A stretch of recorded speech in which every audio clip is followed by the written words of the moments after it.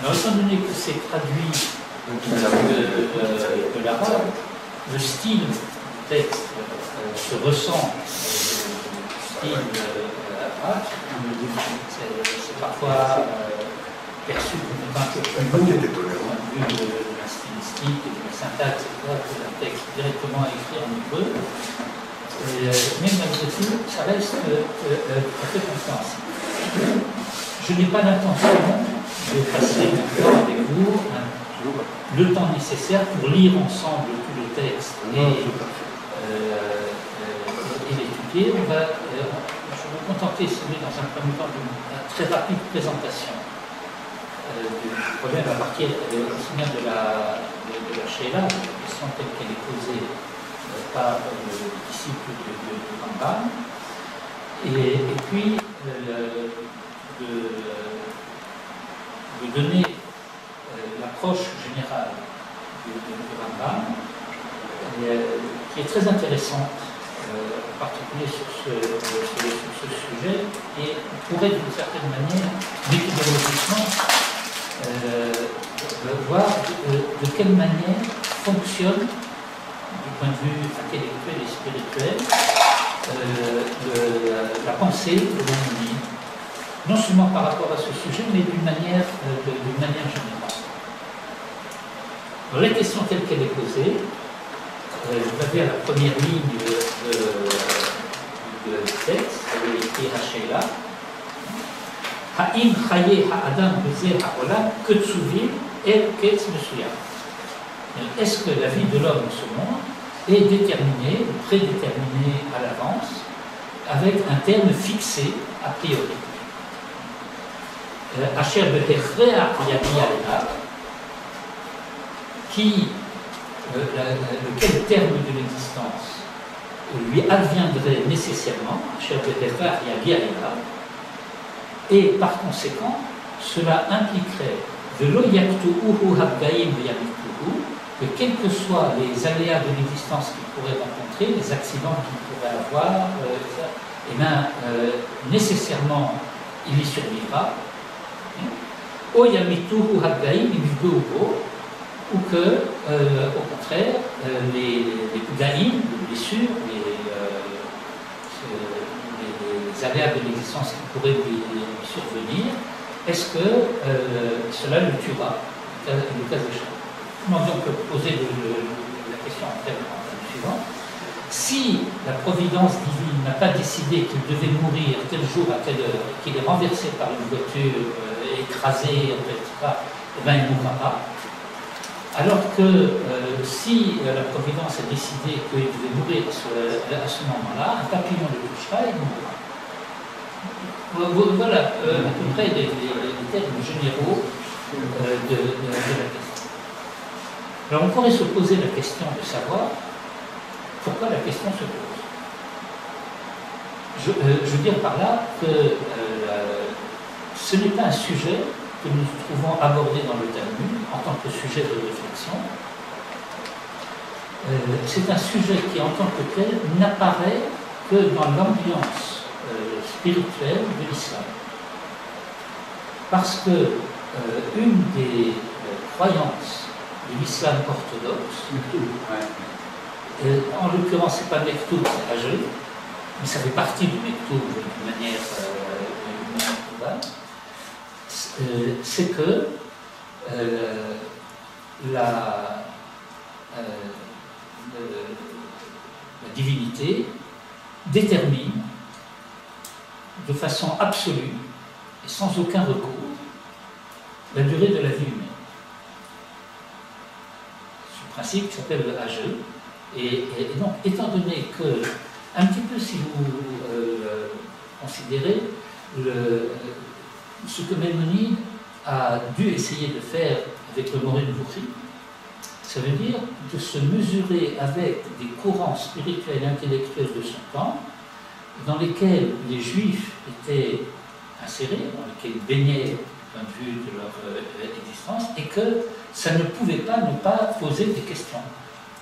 Et donc, Maïmonide se mesure à ces problématiques dans le Moreh Nevuchim, qui ne sont pas nécessairement a priori des problématiques juives en tant que telles. Le déterminisme est une problématique ancestrale depuis, je crois, la chrétienté. C'est-à-dire que c'est sous-jacent de la vie de chaque homme. Adam, il a demandé à Dieu, au moment où il allait lui dire que sa punition allait mourir, que sa vie allait se terminer un moment, il était interloqué, si on peut dire, par ce genre de réflexion, de déterminisme. N'importe quel homme a besoin d'avoir une réponse à ça. Oui, je réfute, je conteste.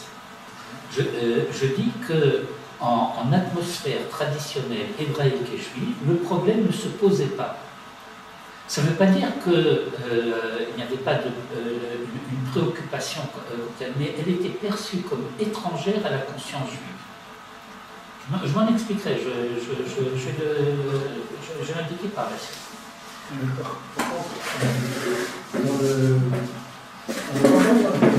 Dans la Gemara, je ne sais pas si c'est dans le Gemara ou dans le Drash, par exemple, David Améler, que normalement on avait pu atteindre parce qu'il est en train d'étudier, donc c'était venu de son temps. Eh bien, alors, d'abord, ce que vous avez présenté est un argument en ma faveur. Ça veut dire que Dieu ayant décidé que ce jour-là, le roi David devait mourir, et voilà que l'ange de la mort était impuissant contre le roi David parce qu'il étudiait la Torah. Vous comprenez ce que je dis?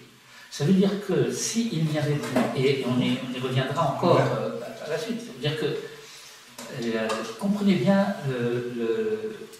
l'idée que j'essaye de vous faire percevoir au travers précisément de vos remarques et de vos réflexions. C'est-à-dire qu'il ne suffit pas que Dieu, d'une manière totalement arbitraire du point de vue de sa décision, ait décidé que David devait mourir pour que David meure. Tout se passe comme si il y avait dans la réalité du monde tel que Dieu l'a voulu, quelque chose qui fait que la toute-puissance de Dieu pourrait être d'une certaine manière limitée de par sa volonté à lui en tant que tel, par ce qu'il a décidé que devait être la puissance de l'homme dans le monde. Nous, on va toujours présenter comme ça, on va toujours présenter l'histoire comme quoi c'était le temps de David de mourir, et l'ange de la mort, n'ayant pas accès, a fait un complot, un truc, pour qu'en fait, mais c'est très exactement ce que j'essaie de vous dire. C'est le fait que face à une conception où il suffirait que Dieu le veuille pour que cela se produise. Ça, je bien compris. Ce que je veux dire, c'est que malgré tout, il y a quand même un temps qui est fixé. Non, c'est pas que malgré tout il y a un temps qui est fixé. C'est le fait que dans le cas du roi David, il avait un temps de 70 ans de vie qui lui avait été donné en cadeau par Adam Arishon. Et donc, on ne peut pas, si vous voulez, prendre le sujet au milieu. Nécessairement, on prend toujours les sujets au milieu.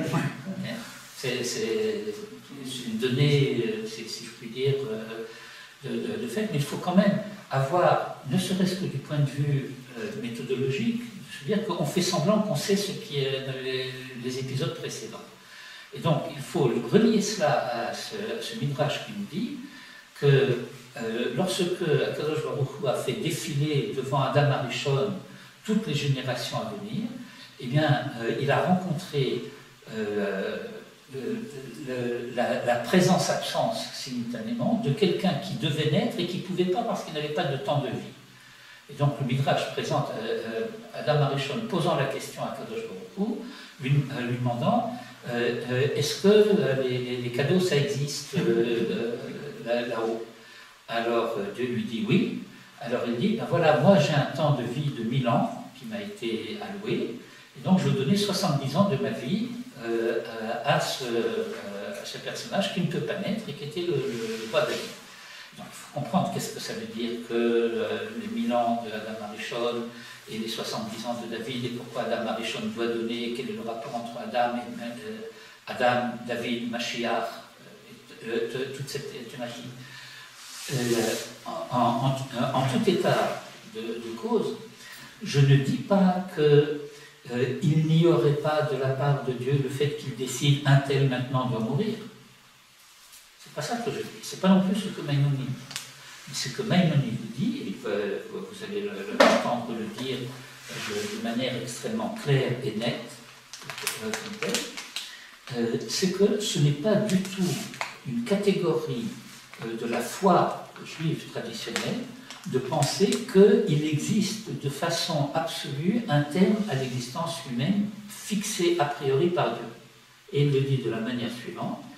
La première phrase de la Teshuvah de Maïmonide est « Etzlenu ketz katsur lachaim ».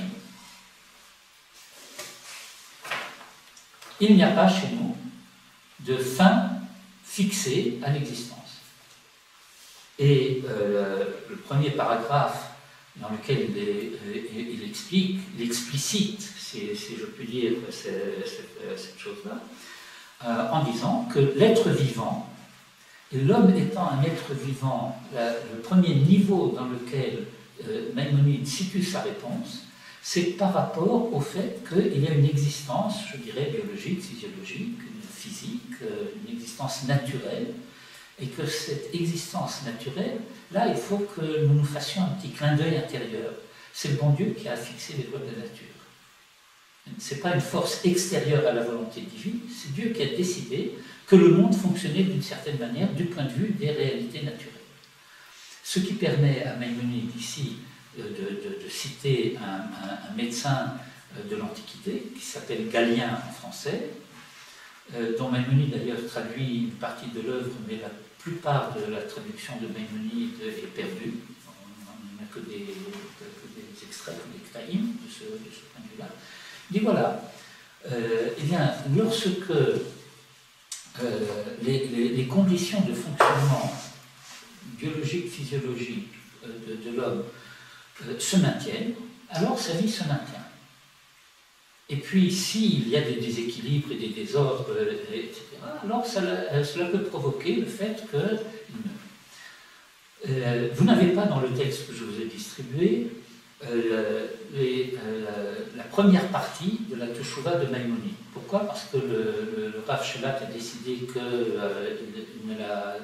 ne l'inclurait pas dans ce livre. Nous la possédons, c'est dans une autre édition de cet ouvrage, mais c'est la raison pour laquelle Maïmonide ne l'a pas inclus, c'est parce que c'est une partie à proprement parler, je dirais, médicale de sa Teshuvah, où il explique quels sont les critères de longévité du point de vue de la médecine. On pourrait considérer, dans les termes contemporains, que Maïmonide a fait une espèce de dissertation de gérontologie, expliquant, ben voilà, si tu as une hygiène de vie qu'on a, si tu manges en quantité et en qualité ce que tu dois manger, que tu bois et que tu fais des exercices et que tu ne fais pas des excès, etc., alors tu allonges ta vie. Et puis si tu te conduis de telle et telle façon désordonnée, etc., tu abrèges ta vie. Et que cette prolongation de la vie et cet abrègement éventuel de la vie répond aux exigences naturelles telles que Dieu les a fixées. Et c'est la première partie de la réponse de Maïmonide. La deuxième partie de la réponse de Maïmonide est plus traditionnelle, si vous voulez, et ça veut dire que, du point de vue de la méthodologie que je vous annonçais tout à l'heure, nous avons à apprendre de Maïmonide que les deux registres, le registre de la réalité physique naturelle du monde tel qu'il fonctionne et le registre de ce que nous apprenons de par la Torah se complètent et ne se contredisent pas. Et il va donner, dans le cadre de sa réponse, un certain nombre d'exemples pour illustrer ce fait Et il a choisi de l'illustrer en particulier de deux manières, parce que il voulait montrer que cette question ne concerne pas seulement, lorsqu'il dit il n'y a pas chez nous le Ketz Katsou de la Chaïm, que ce n'était pas quelque chose qui ne concernerait qu'Israël, que ça concerne l'humanité en général. Et c'est la raison pour laquelle le premier exemple qu'il apporte est l'exemple de Nineveh avec Yona, que Dieu a décidé d'envoyer Jonas, Yona, donc à Ninive, pour annoncer que voilà, incessamment sous peu, Ninive sera détruite. Je ne vous raconte pas l'histoire des poissons et des machins. Et puis, Yona arrive là-bas, il marche un tiers de la ville, il fait sa déclaration, ils font Teshuvah et Ninive est pardonné. Ça, c'est un exemple que même nous donne pour dire que les conduites, la conduite de l'homme, aussi bien que dans la première partie, la conduite du point de vue de l'hygiène de vie, que d'autre part, la conduite du point de vue de la moralité et du retour sur les fautes qui ont pu être commises, etc. Eh bien, aussi bien par rapport à ce jugement divin par rapport aux fautes, que à ce jugement divin par rapport à l'hygiène de vie, eh bien, l'homme a une certaine maîtrise de son existence et de la durée de son existence. Le deuxième exemple que Maïmonide nous donne est un exemple qui va être tiré de la Torah. Et je dirais de ce point de vue-là, de la cohérence du discours de la Torah. Maïmonide va utiliser comme argument le fait que lorsqu'il y a une milchemet reshut, c'est ce que c'est une milchemet reshut, je n'ai pas besoin de traduire tout ce que je dis. Lorsqu'il y a une milchemet reshut, alors une fois qu'on a enrôlé a priori tous ceux qui devaient être des participants à la guerre, alors le héros d'armes va faire un certain nombre de déclarations. C'est-à-dire qui est celui qui a contracté mariage et qui n'a pas encore épousé sa promise, etc., qu'il rentre chez lui, de peur qu'il ne meure à la guerre et qu'un autre l'épouse. Et puis celui qui a planté une vigne, et puis celui qui, etc. Maïmonide dit tout simplement, si, quoi qu'il arrive, il devait mourir à ce moment-là, ce verset n'a pas de sens. Si nous disons que s'il ne meurt pas à la guerre, alors il y a une tuile qui va lui tomber du toit, il va glisser sur une peau de banane ou quoi que ce soit, mais qu'en tout état de cause, à ce moment-là, il devait mourir, alors lui dire, eh ben, ne va pas à la guerre, rentre chez toi, parce que il vaut mieux que tu épouses ta femme plutôt qu'un autre le fasse. Vous comprenez, c'est la Torah qui parle.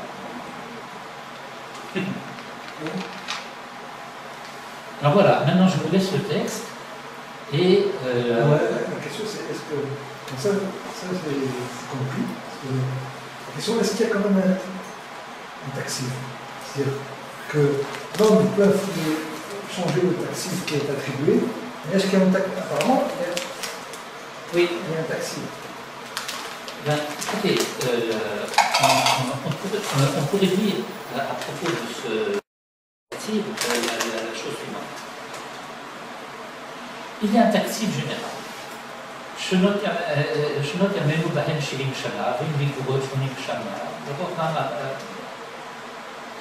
Donc, la durée de la vie humaine, en moyenne, disons, a priori, d'une certaine manière, on pourrait dire la chose suivante. Voilà. La providence divine a décidé que, en 70 ans d'existence, l'homme avait suffisamment de temps pour faire ce qu'il doit faire. Et puis voilà que dans certains cas, 70 ans, ça peut ne pas être suffisant, alors il y a une rallonge. Et puis peut-être que dans certains cas, il peut avoir terminé plus tôt.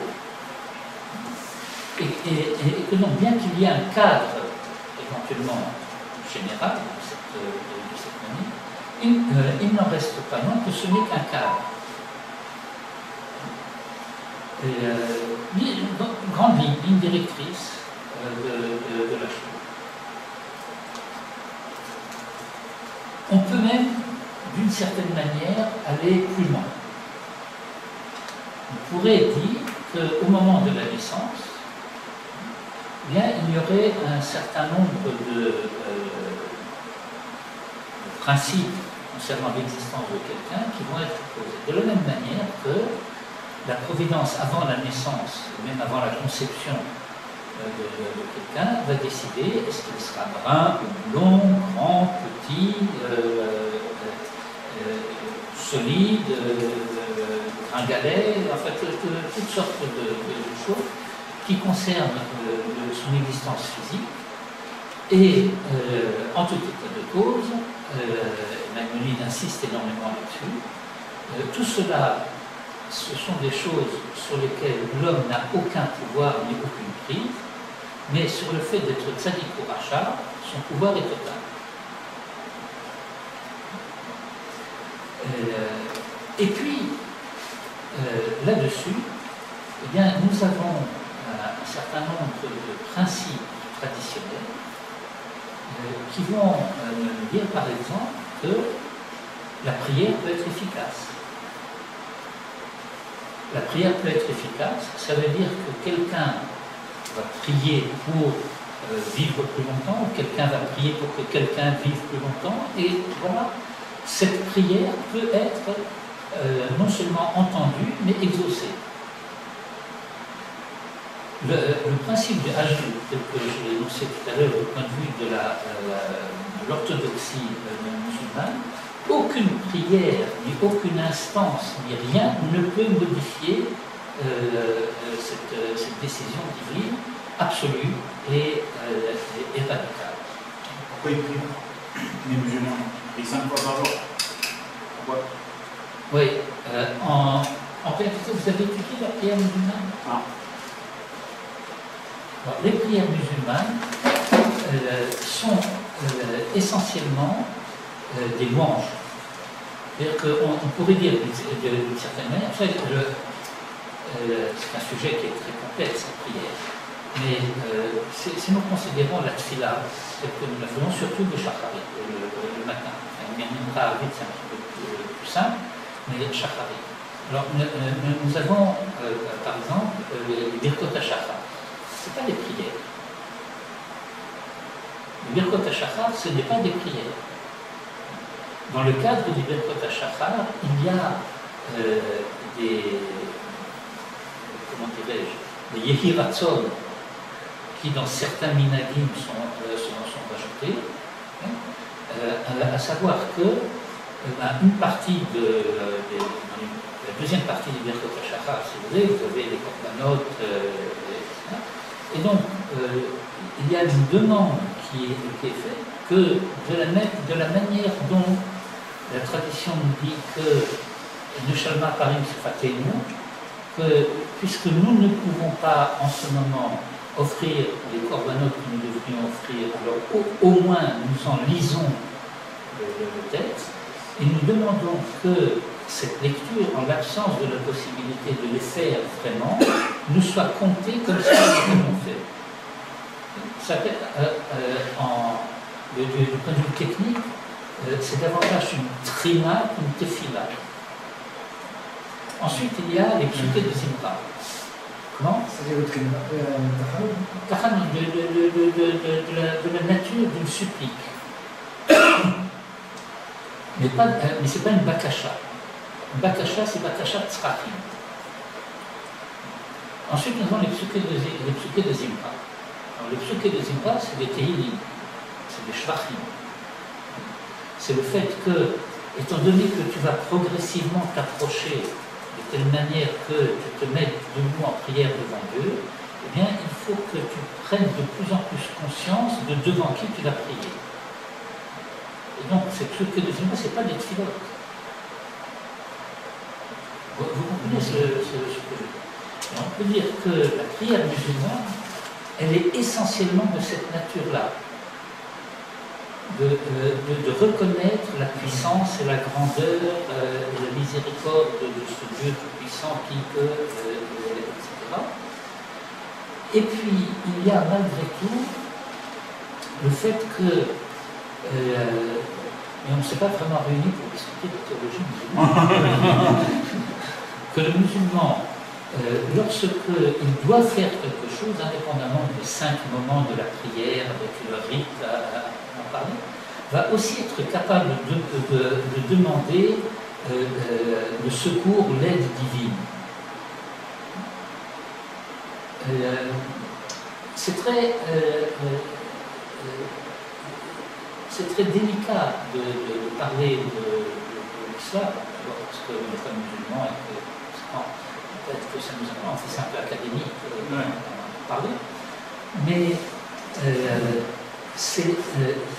il n'y a pas dans la prière, utiliser ce terme, dans le rite musulman, ce rite central du Shemona Esrei, qui, du point de vue de la religion d'Israël, 3 fois par jour, on est debout devant Dieu et on lui demande des choses. L'essentiel du Shemona Esrei, c'est ce qui s'appelle des bakashot. Indépendamment du rite marocain des bakashot qu'on chante pendant la nuit, c'est très joli d'ailleurs, enfin, c'est bon, et alors, je pense que par rapport à ce sujet, j'avais hésité un moment, je pensais compléter cette première approche par un texte du Ramchal, Rabbeinu Shechem Luzzatto, sur les tfilotes de Rosh Hashanah. Il y a un Mahar de Rabbeinu Shechem Luzzatto qui s'appelle Mahar HaChochma, dans lequel il étudie essentiellement une partie de la liturgie de Rosh Hashanah et de Yom Kippour, et une partie de la Haggadah de Pessah et de la liturgie de Pessah à ce sujet.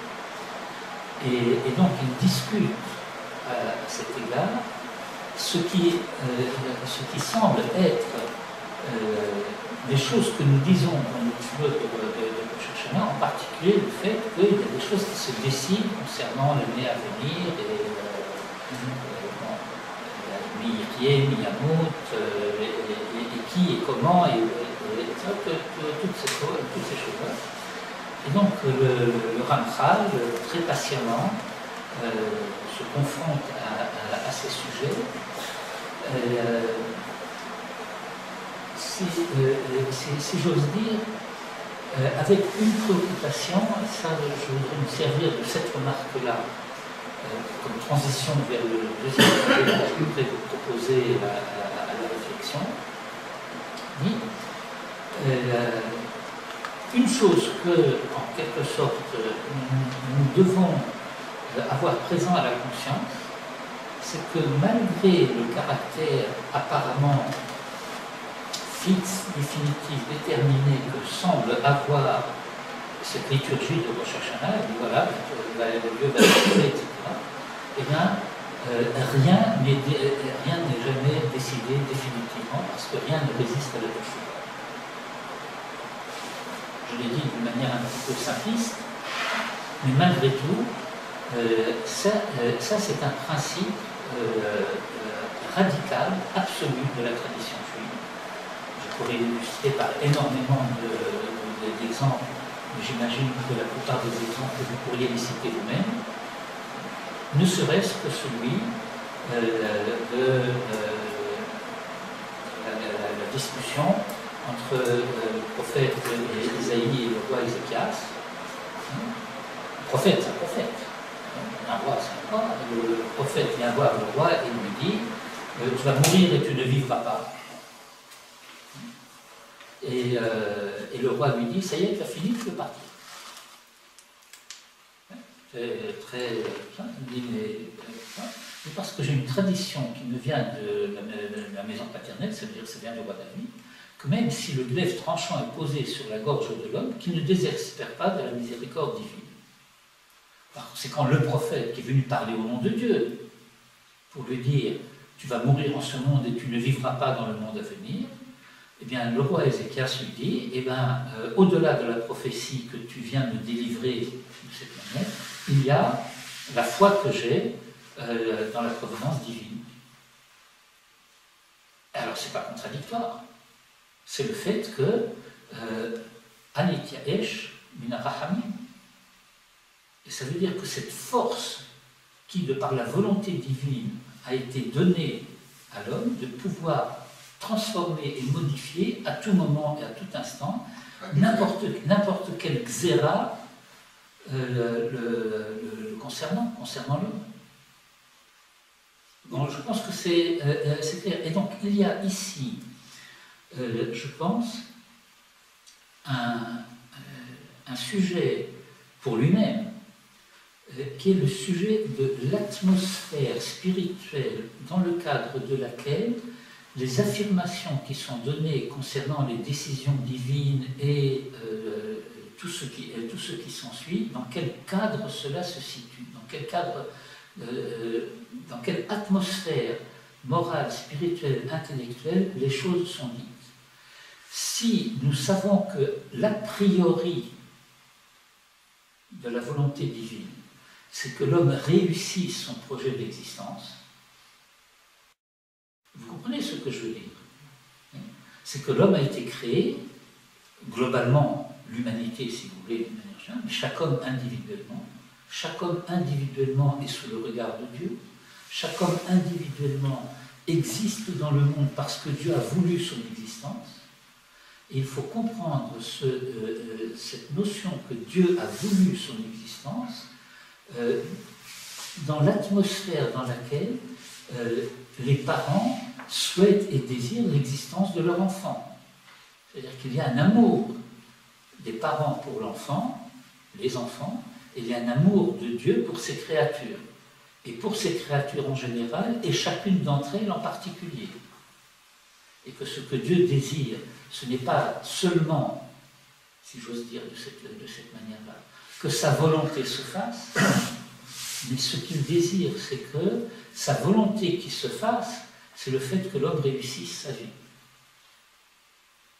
Vous comprenez le sens général? Si on oublie cette oraison-là, des raisons de notre présence dans le monde, alors il y a toutes sortes d'affirmations de la piété qui risquent de prendre une connotation qui, une atmosphère, une façon de penser qui serait faussée.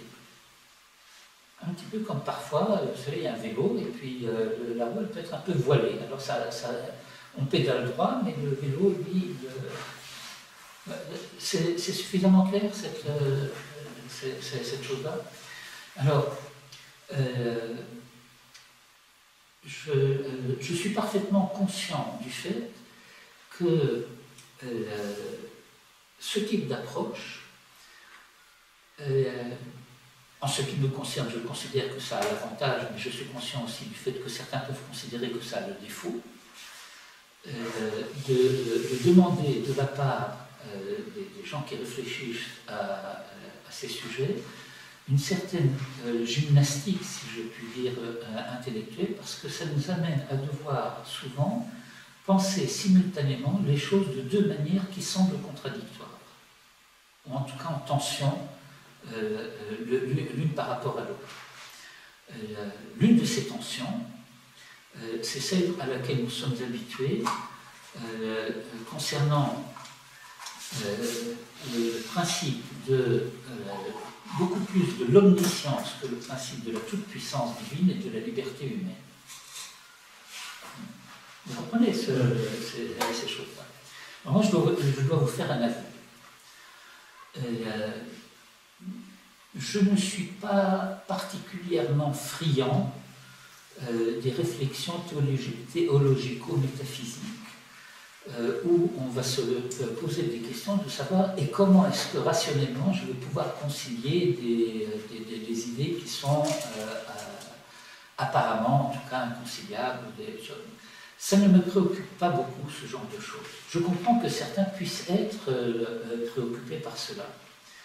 Mais je pense que la tradition juive, d'une manière générale, nous apprend, c'est un apprentissage, mais que la tradition juive nous apprend à être beaucoup plus préoccupés de ce que je dois faire que de pensée théorique. Vous comprenez ce que je veux dire?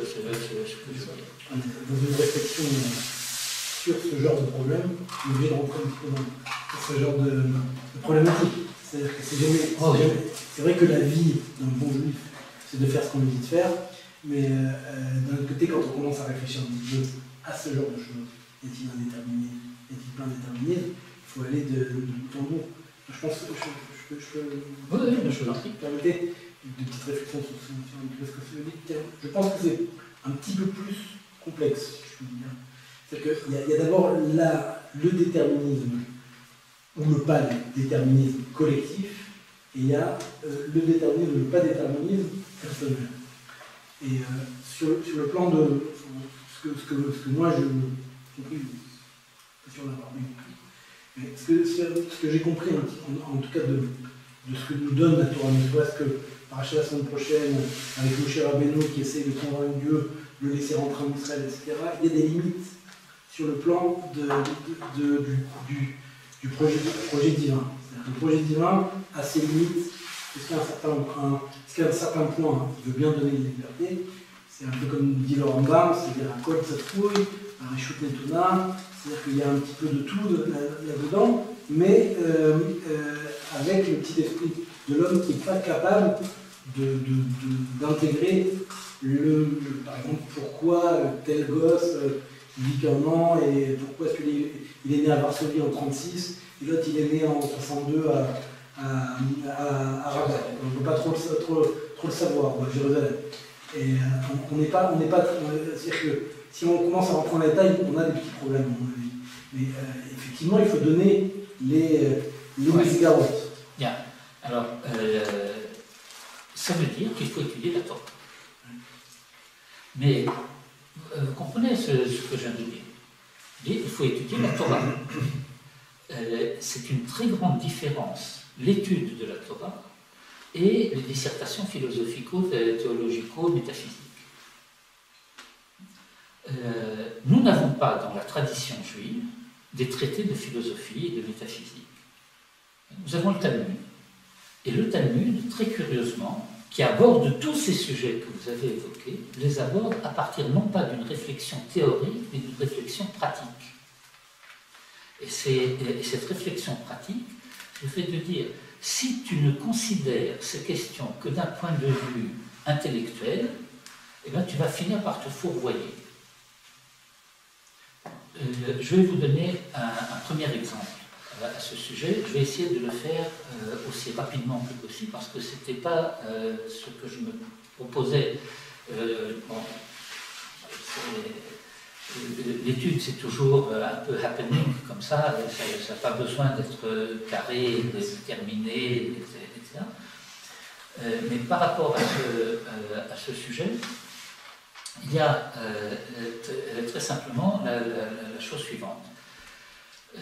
C'est qu'à un moment donné de l'histoire d'Abraham, Abraham a décidé de faire la guerre pour aller sauver son neveu Lot, qui avait été fait prisonnier par des rois qui étaient en guerre. C'était pas une guerre qui le concernait. Il y avait la guerre des 4 rois contre les 5 rois. Bon, ce n'est pas notre sujet d'étude, mais toujours est-il que Abraham, qui s'appelle encore Abraham à ce moment-là, a décidé qu'il ne pouvait pas laisser Lot aux mains de ses rois, et puisqu'il ne pouvait pas laisser Lot aux mains de ses rois, il devait s'occuper de tous ceux que ses rois avaient fait prisonniers, etc., tous les gens de Sodome, etc. Bon, il part en guerre, il les bat à plat de couture, il revient, il a la rencontre fameuse avec Melchizedek et tout ce qui s'ensuit. À la suite de cela, Dieu s'adresse à Abraham et lui dit « Al tira Abraham, sracha b'meod », etc. Vous vous rappelez tout ce passage? je dois dire que nous devons considérer que notre grand-père Abraham a une réaction, je dirais, un peu...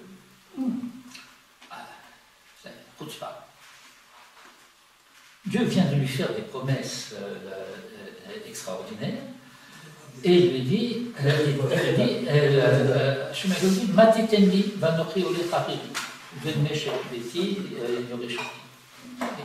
tu me dis ton salaire, tout ça, de quoi tu parles?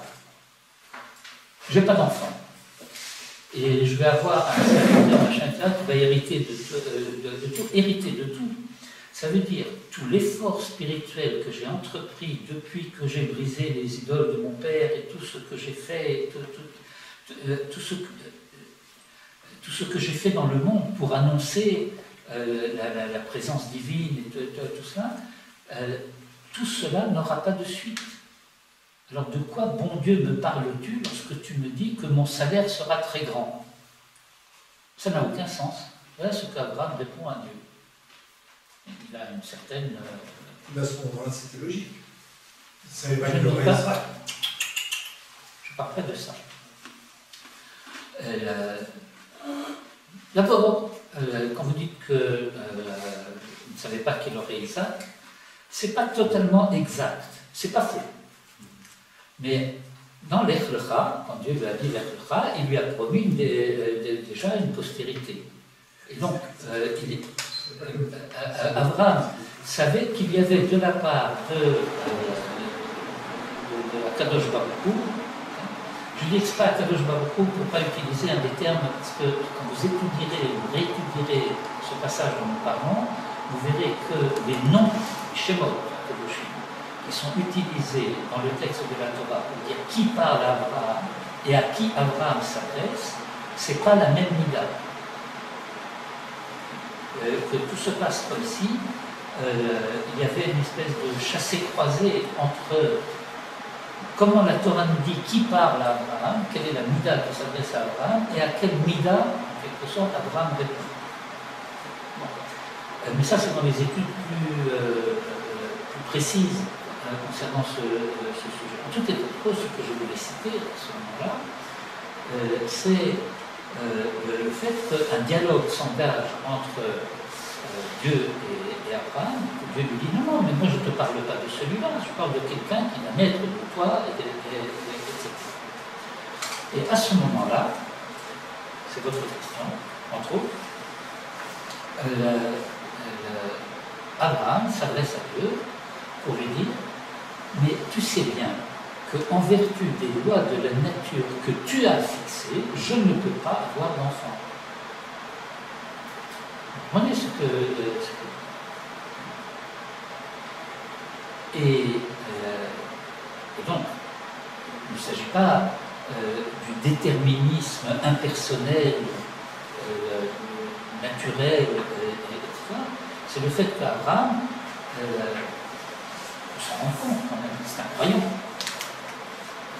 Et il dit à Dieu, les lois de la nature telles que tu les as fixées sont telles que je ne peux pas avoir d'enfant et tu le sais. Mais cette réflexion, elle est facile. Comment? Cette réflexion, elle est facile d'avoir le temps. Elle. Le dire à des hommes, bien croyants, la nature elle est ce qu'elle est, donc on n'a pas envie de changer. C'est des façons même minimales. Non. Les athées, les agnostiques, ils parlent comme ça. Non, mais moi je vous parle du texte de la Torah. Je ne suis pas en train de citer littéralement, mais si vous voulez, on prend les versets.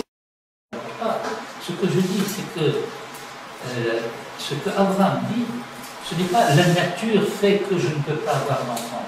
Il dit, toi, en tant que garant des lois de la nature, je vais dire en français, mais en hébreu, ça veut dire Elohim.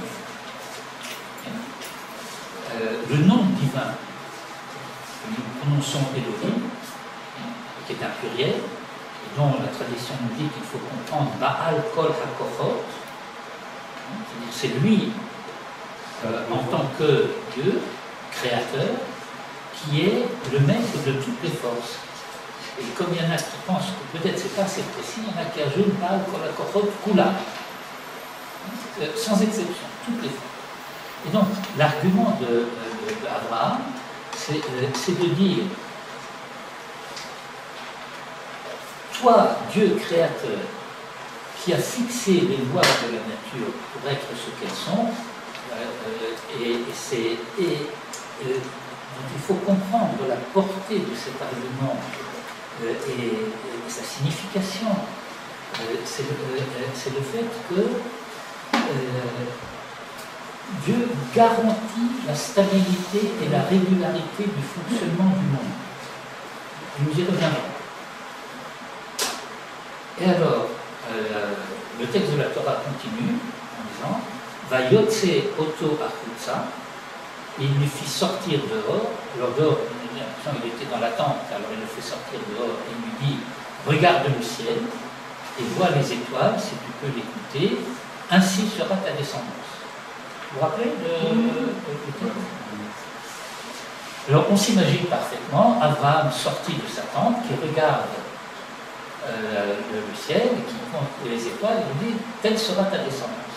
Et la mythologie juive traditionnelle, si je puis dire, j'utilise pas ce mot parce que je suis provocateur, s'imagine, se représenter, vous savez, image d'Épinal, Abraham regarde le ciel, compte les étoiles, ta postérité, ta descendance sera aussi nombreuse que les étoiles du ciel. D'accord? C'est ça qu'on se représente d'une manière générale. Pourquoi ça ne tient pas debout? Ben, ça ne tient pas debout pour un petit détail de la Lachon HaKodesh, c'est que le verbe utilisé par le verset dans lequel il dit « regarde le ciel » est un verbe qui signifie « regarder de haut en bas ». Habit na'ashamayim. Le habit, ça veut toujours dire en hébreu, de Lachon HaKodesh, dans l'hébreu de la Torah, regarder de haut en bas, pas de bas en haut.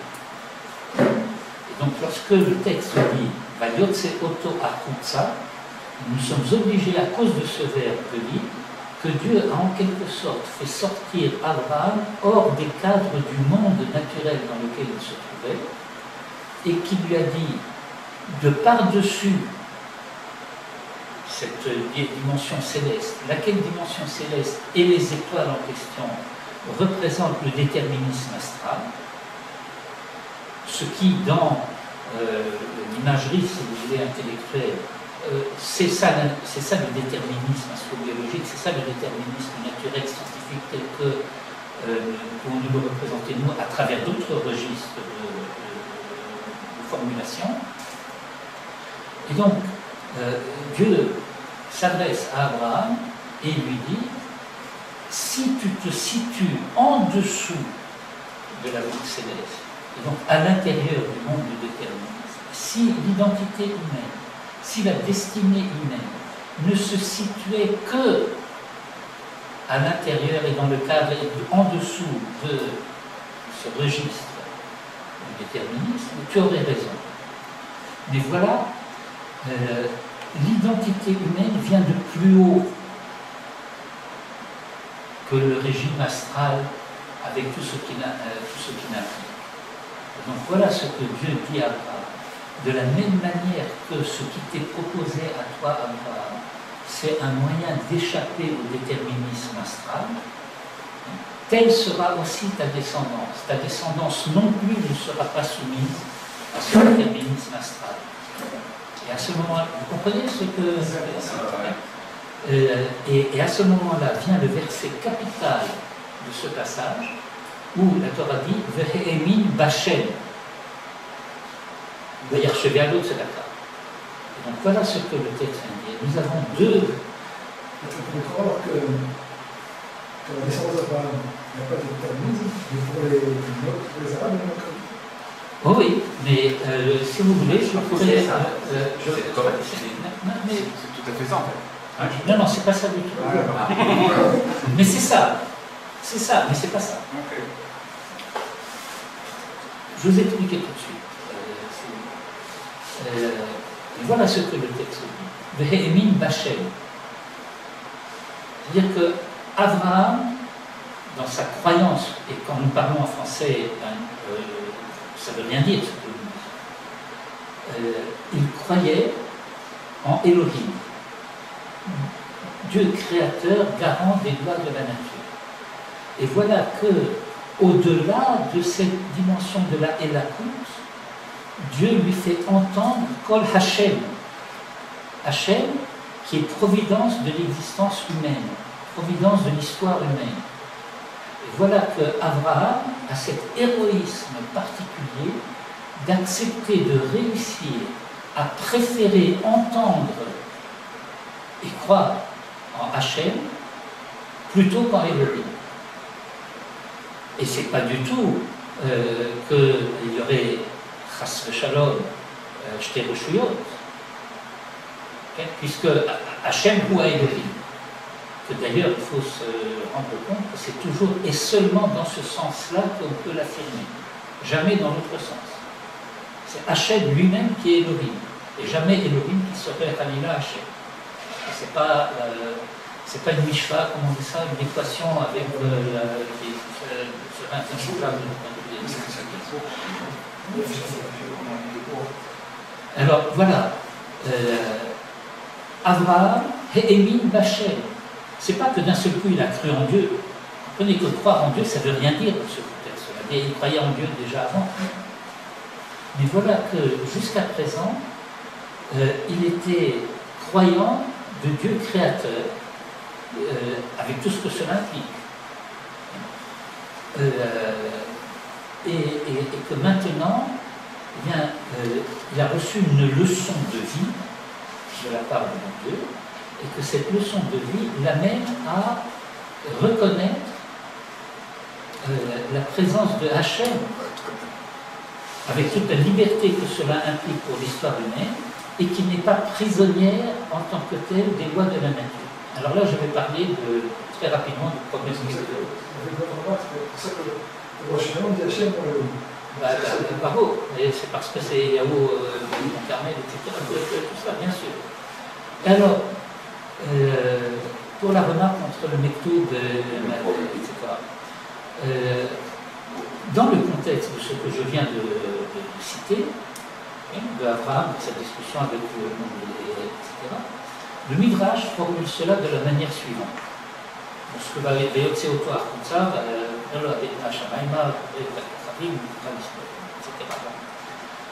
Koye et Zakra, ainsi telle sera ta descendance, etc.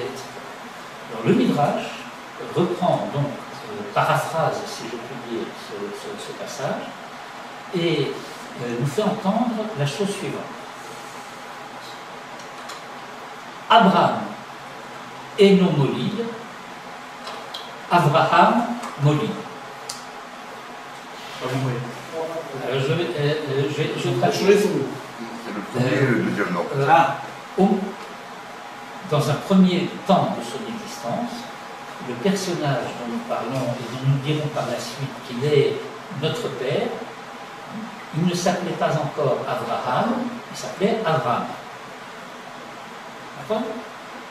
Et le Midrash nous dit que, en quelque sorte, Dieu a dit à notre père, Abraham et non Molid n'enfante pas, Abraham Molid. C'est clair ? Est-ce qu'on comprend ce que ce Midrash nous dit ?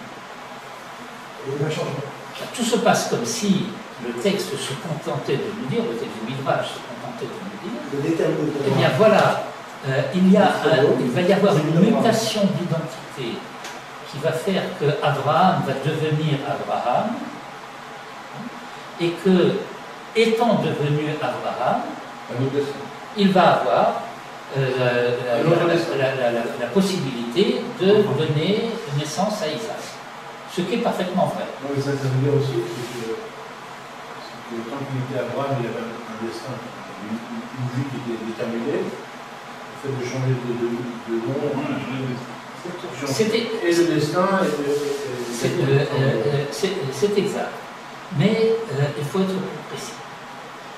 Je voudrais simplement vous rappeler, pour ne pas perdre de vue, que je me suis embarqué dans cet aspect de la question à cause du métro. Or, alors qu'il s'appelle encore Abraham, eh bien, il va y avoir une aventure un peu particulière qui va faire que Sarah va proposer à son mari de prendre sa servante qui peut, etc., et qu'un certain Ishmaël va naître alors qu'il s'appelle encore Abraham. D'accord ?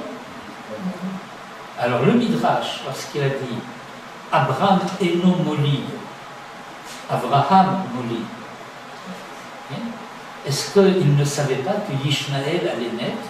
Et donc, est-ce que le verbe molid, dont se sert le Midrash à ce moment-là, signifie seulement avoir un gosse? Il a atterri à Sarah aussi. Non, c'est avoir Israël.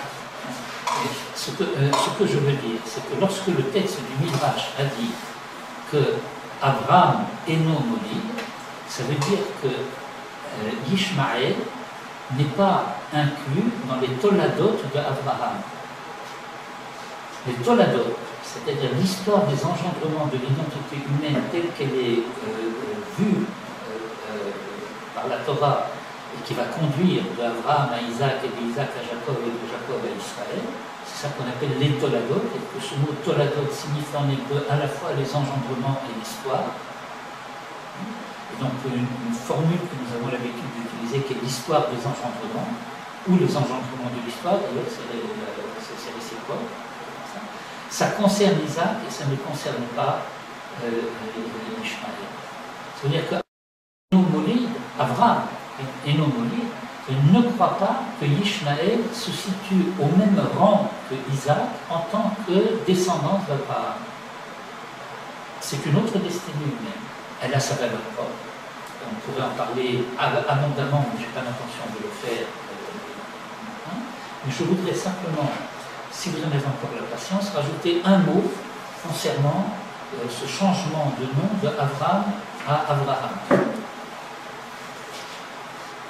En reprenant une des idées que vous avez évoquées, le fait que ce changement de nom n'est pas ce qui induit un changement de destinée, mais qu'il est le signe du fait que ce changement de destinée s'est réalisé. C'est pas magique. Le fait, maintenant, on te rebaptise, et maintenant tu vas avoir une histoire différente de celle que tu as. Non, la question c'était de savoir. Et encore, ça se fait.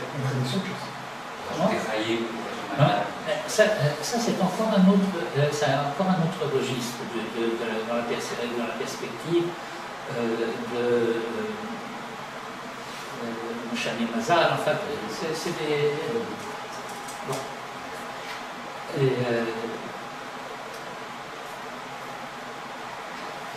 Le texte de la Torah nous raconte deux fois le récit de la création.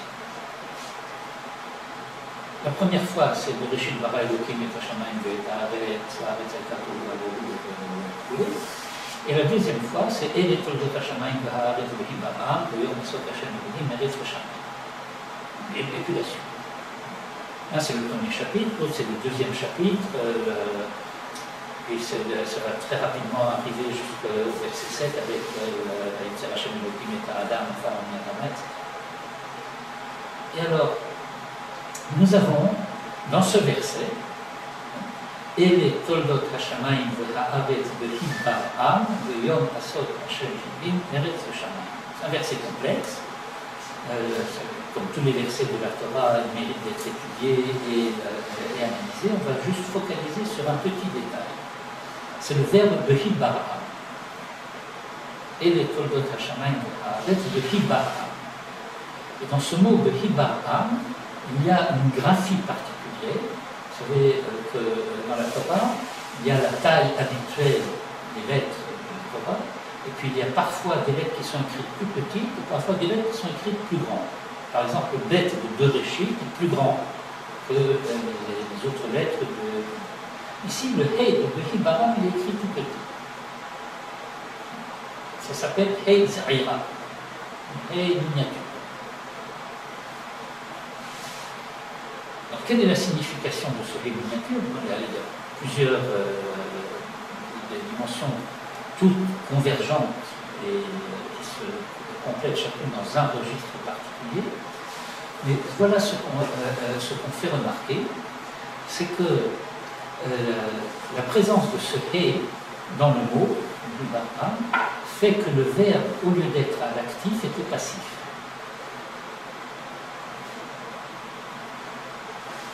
C'est clair ce que je dis dans parlant de grammaire?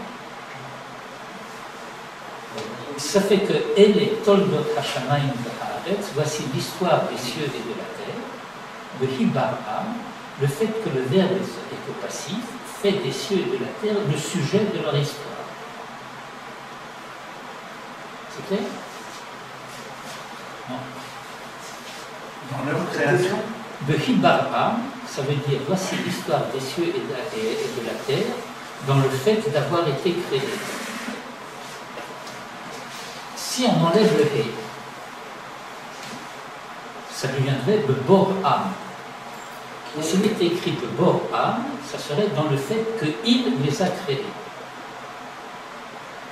Bebor Am, le sujet serait Dieu créateur, mais comment dirais-je, impliqué dans la forme grammaticale, bien que le nom n'apparaisse pas à ce stade-là du verset, il apparaît plus loin. D'ailleurs, ma sort Hachem Elohim, ça c'est la sorte. Là, on est en train de parler de Hibaram. Étant donné qu'il est écrit de Hibaram et que par conséquent c'est une forme passive, ça fait que les cieux et la terre sont sujets du verbe. Étant donné que, c'est clair, hein, étant donné qu'on est en train de parler de l'histoire des cieux et de la terre, ça veut dire qu'en mettant le verbe créer au passif, le verset nous fait lire le fait que les cieux et la terre seront sujets de leur propre histoire, et non pas objets de cette histoire. Être le sujet de son histoire, c'est très différent d'être objet de cette histoire, et que le sujet, c'est Dieu. Bien entendu que c'est Dieu qui les a créés, mais la Torah a décidé de mettre le verbe au passif de telle sorte que la créature devienne le sujet. C'est clair? Or, voilà que on nous fait remarquer que lorsque on lit ce verbe Hibaram avec le petit He, c'est les mêmes lettres que Avraham. Et que si on enlève le He de Hibaram, ce sont les lettres de Avraham. Et ça veut dire que, aussi longtemps que Abraham, que je suis obligé d'appeler Abraham pour les besoins de la cause, bien qu'a priori on n'a pas le droit, aussi longtemps qu'il n'aura pas réussi cette mutation d'identité d'Abraham à Abraham, ça veut dire que le monde ne sera pas encore arrivé à une maturité suffisante pour qu'il puisse prendre en charge sa propre histoire. Pourquoi ce He est écrit petit et pas dans la même graphie que tout le reste? Parce que jusqu'à ce que Abraham devienne Abraham, eh bien tout se passe comme s'il restait encore une possibilité implicite que le verbe doive se lire de Borham et que c'est Dieu qui agit dans le monde. Jusqu'au moment où advient dans l'histoire du monde un homme qui, sous la providence et le regard de Dieu, peut prendre en charge les destinées du monde. Et donc ce changement de nom désigne ce fait qu'avec Abraham, c'est cette mutation-là qui se passe. Que l'histoire du monde devient l'histoire telle qu'elle est voulue par Dieu, parce que c'est lui qui a écrit de Hibaram dans sa Torah. Vous comprenez le mouvement de l'enseignement ici, de ce que le texte nous apprend? C'est-à-dire que voilà, depuis le début de l'histoire, tel que la Torah nous le raconte, le monde s'est allé d'échec en échec. Et la Torah nous raconte tous ces échecs, c'est pas gratuit. Et puis, lorsqu'on arrive à Abraham, alors commence l'histoire d'une lignée humaine qui aboutira à Israël et qui va être capable de faire le tikkun, c'est comme ça qu'on dit en hébreu, de toutes les chutes, de tous les échecs qui se sont produits, et cette histoire n'est pas encore finie, mais en tout cas, pourquoi cette lignée-là peut faire cela? Eh bien, c'est parce qu'elle a pris au sérieux le projet du Créateur pour son monde. Prendre au sérieux le projet du Créateur pour le monde, c'est prendre au sérieux le fait que la décision de Dieu a été, c'est l'homme qui doit faire aboutir cette histoire. L'homme, la créature, qui doit être responsable de l'aboutissement de cette histoire.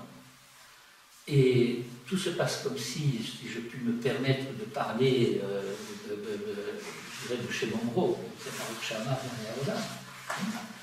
et moi, le cas échéant, si c'est nécessaire, je donnerai un coup de pouce, j'aiderai. Mais c'est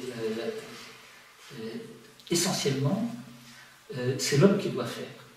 Ça va pas un peu à l'encontre du côté méchériste, où on attend que le Mashiach il arrive, d'être délivré, enfin, que les mitzvot, c'est là pour ça en fait, juste pour avoir le Mashiach qui vient nous sortir de là. Et où est-ce que vous avez vu jouer ça? C'est le discours. Mais, vous savez,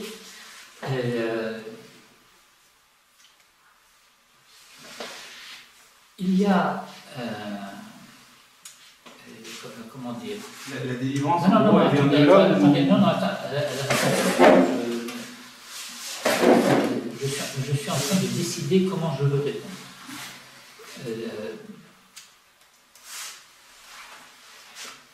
Est-ce que vous connaissez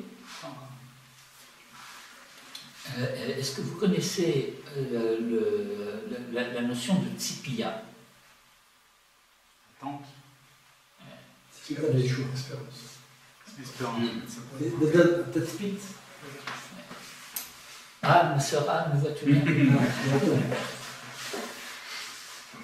Avec de l'herbe qui verdoie et la route qui droite. Alors voilà, vous voyez, le drame, l'un des drames en tout cas, de l'histoire juive, c'est lorsque cette histoire se traduit dans des langues autres que le Lashon HaKodesh.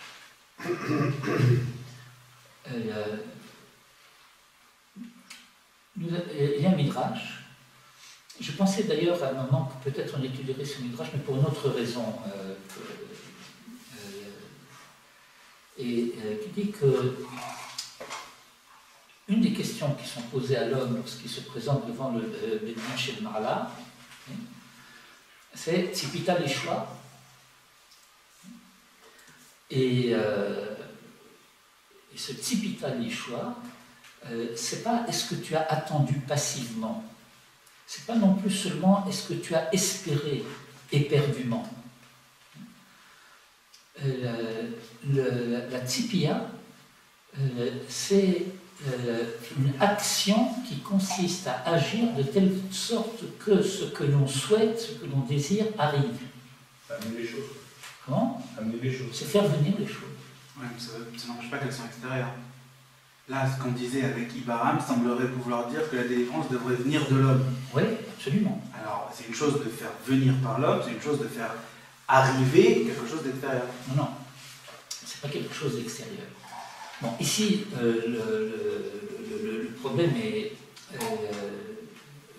comment dirais-je, pas complexe, mais enfin, il y a des nuances ici auxquelles il faut prendre garde.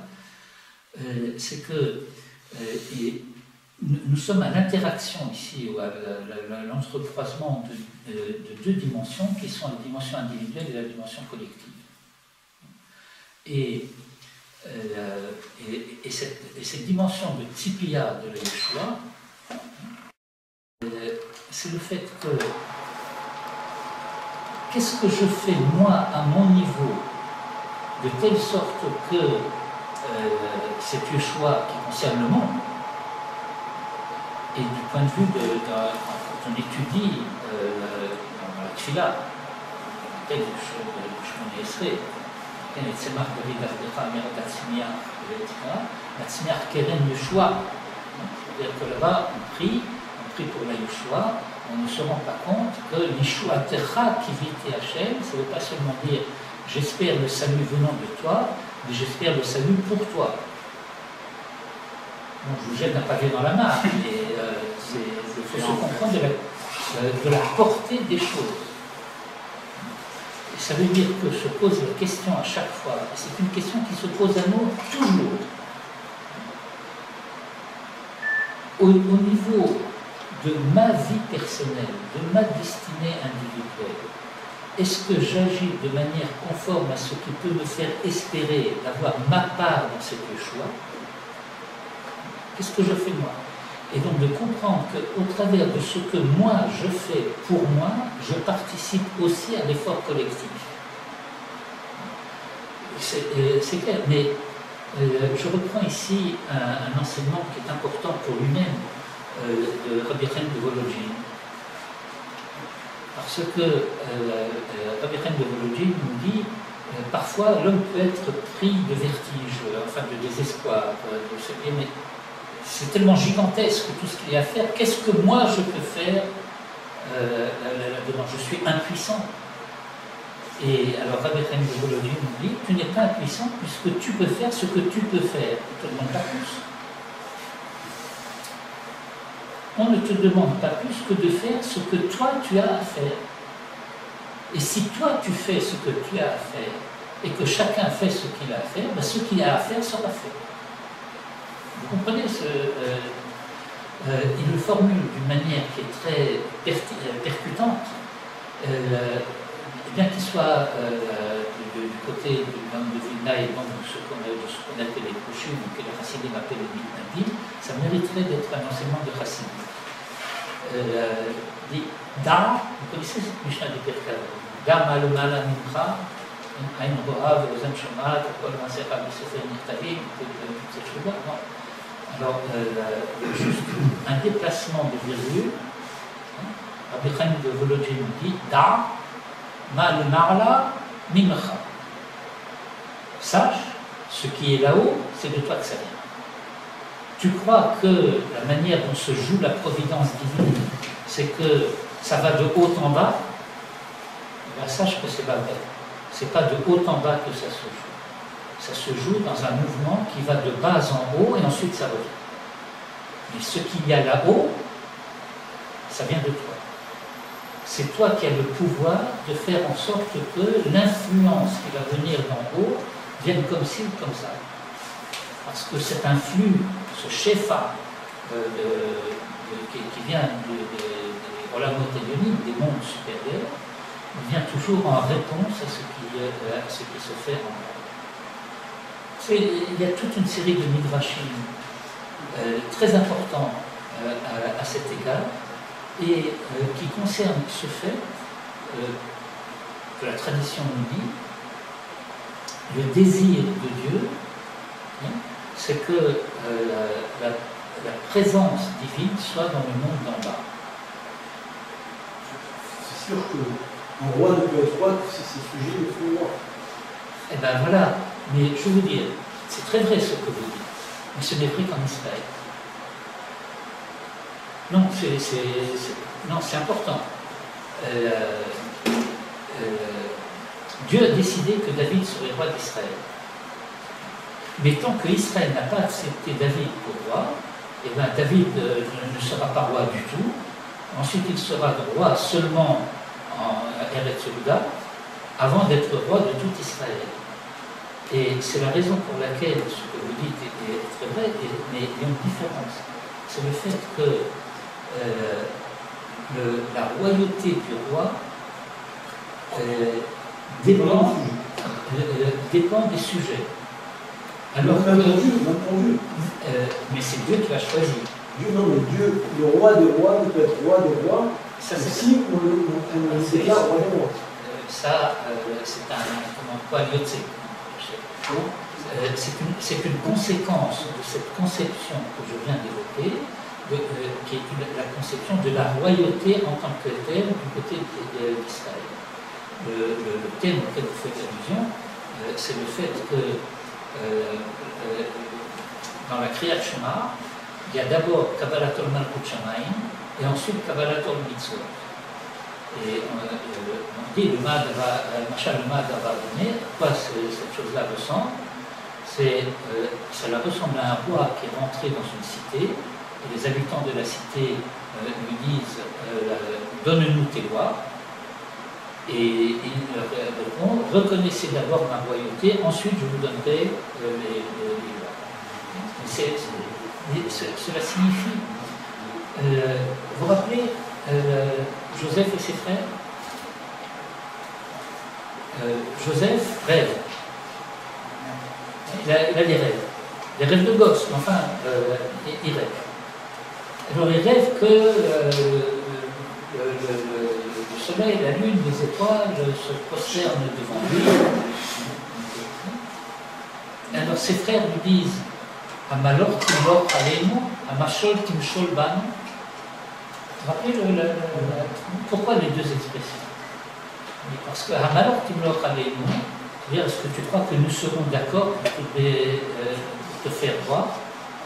Et tu sais bien que non.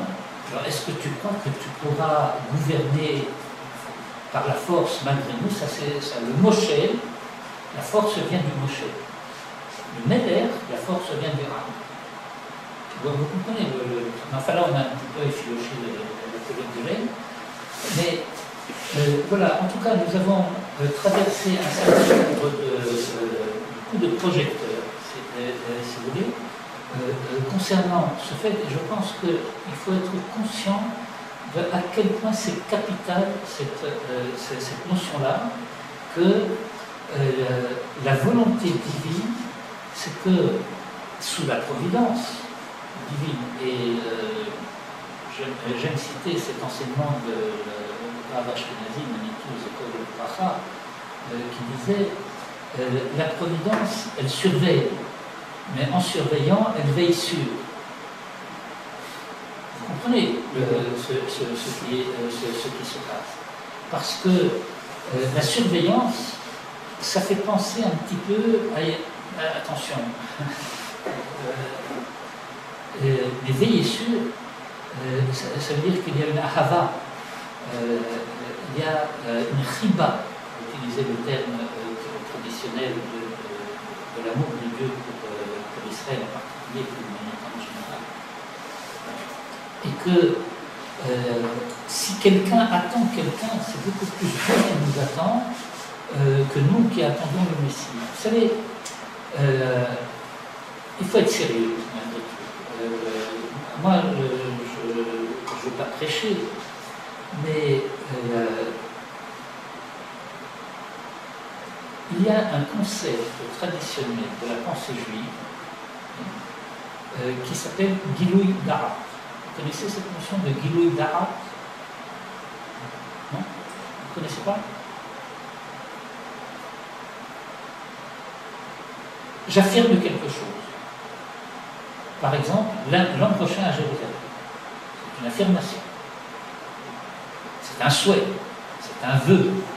Une espérance. Tout ce que vous voulez. Et au moment où on va le formuler avec toute la véhémence, toute la force, etc., ça paraît très sincère. Et puis, Sha'at Nifran.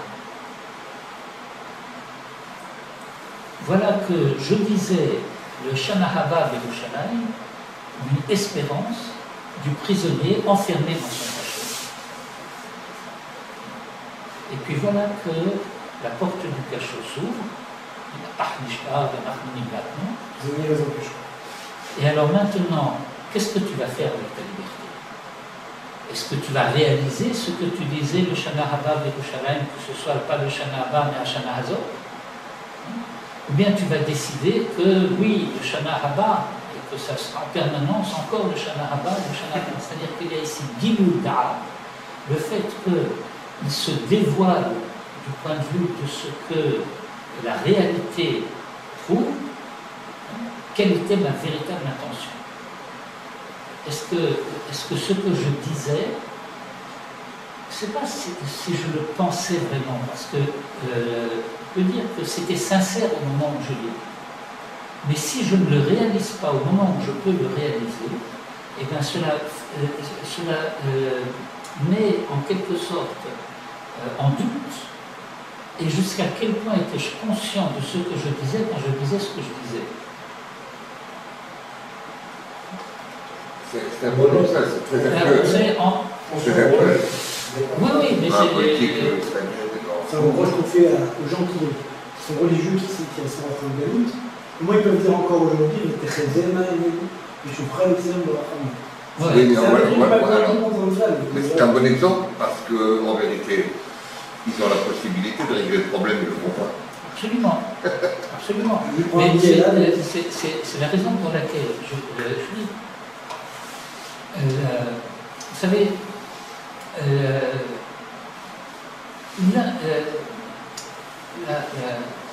la tradition d'Israël, c'est une tradition extrêmement rigoureuse dans ses formulations.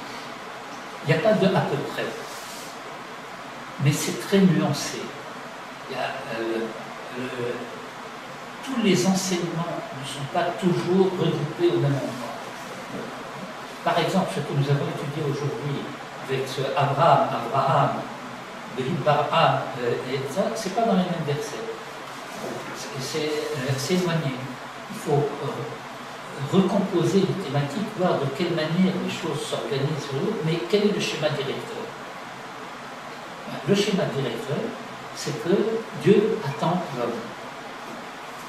Point barre. Enfin, je veux dire que c'est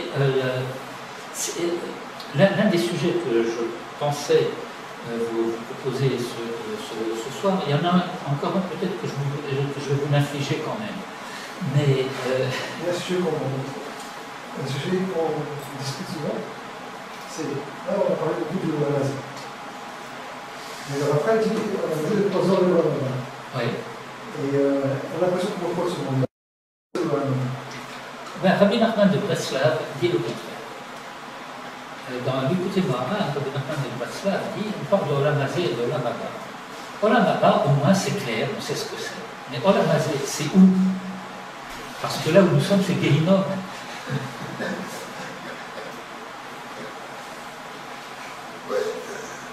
Et vous savez, il y a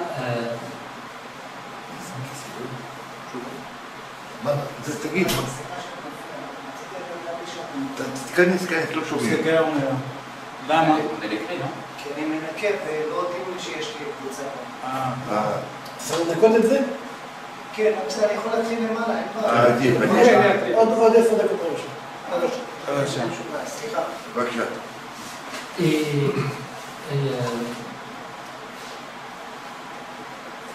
Il y a une question qui est posée à ce sujet en particulier, sous différents aspects, de différentes manières. Je vais la formuler un petit peu à la manière du Maharal de Prague dans Borot Hachem, dans la première introduction à Borot Hachem. Il dit, on se pose la question de savoir et pourquoi la Torah et les prophètes ne parlent pas de Olam Haba, de Tchiyat HaMetim, etc., tous ces sujets. Et la réponse du Maharal est très simple, très claire. Les prophètes, et de ce point de vue-là, la Torah, c'est la nevoie au degré le plus élevé, mais ça appartient au registre général de la nevoie, puisque c'est Torah de Moshe. Moshe avait un nevi'im, mais c'est nevoie, au degré le plus élevé, c'est nevoie. Il dit, la nevoie ne peut se formuler qu'à partir de ce qui est représentable pour l'homme. Or, Tchiyat HaMetim et Olam Haba n'appartiennent pas à ce qui est représentable pour l'homme, puisqu'ils n'appartiennent pas par définition à Olam Hazé, et que c'est en dehors du registre du représentable. Le Navi nous donne à voir dans son langage propre quelque chose à partir de représentations que nous pouvons avoir. Et c'est là-dessus, explique le Maharal, que porte en particulier ce fait que Chacham Adif minavi, que le sage est préférable au prophète. Pourquoi? Parce que la sagesse du sage lui permet de concevoir des choses que le prophète ne peut pas représenter. Vous comprenez ce que ça veut dire? La Torah ne peut pas parler de ces choses-là, les prophètes ne peuvent pas parler de ces choses-là, parce que si j'ose dire, et je vais oser, eh bien, la Torah et les prophètes parlent des moyens pour atteindre cette fin, mais cette fin, elle appartient à un autre registre, en tant que finalité, en tant qu'objectif. Et ici, il faut un effort, qui n'est pas un effort d'imagination, un effort de prise de conscience. Manitou avait l'habitude de formuler cela de la manière suivante. C'est que la Torah s'adresse aux Hébreux. La Torah ne s'adresse qu'à ceux qui savent que l'histoire de ce monde débouche sur Olam Haba. Ils n'attendent pas la Torah pour apprendre cela. Ils le savent. Il y a une connaissance, appelez ça intuitive si vous voulez, je pense que c'est quelque chose de plus profond et qui relève de la connaissance de l'identité intime en tant que telle. Et que, par conséquent, il n'est pas nécessaire que la Torah parle de cela, puisqu'elle ne parle qu'à celui qui sait que c'est là-bas qu'il va. Je ne sais pas si c'est suffisamment clair ce que je pense. Clair et inédit. Mais très immédiat en réalité. Vous savez, bon,